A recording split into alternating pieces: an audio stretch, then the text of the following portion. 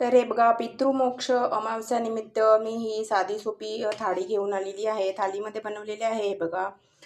ही जी भाजी आहे ना, ही पानवड्याची भाजी आहे, उडदाच्या डाळीच्या वड्यांची भाजी. अ, प्रत्येक ठिकाणी याला वेगवेगळं नाव आहे. काही ठिकाणी पानवडे म्हणतात, काही ठिकाणी डुबुक वडेसुद्धा म्हणतात. भात आणि शेवयांची खीर केलेली आहे आणि साध्या पोळ्या केलेल्या आहेत. तर संपूर्ण थाळीचा जो व्हिडिओ आहे ना, माझं channel Marathi kitchen with Manisha या चॅनलवर लवकरच उपलब्ध होणार आहे. तेव्हा बघत राहा मराठी किचन विथ मनीषा. आणि सबस्क्राईब नसेल केलं तर लवकर सबस्क्राईब करा आणि ही थाळी तुम्हाला कशी वाटली नक्की सांगा. तर हे बघा, आपली पितृमोक्ष अमावस्यानिमित्त ही थाळी एकदम तयार आहे, साधी सोपी.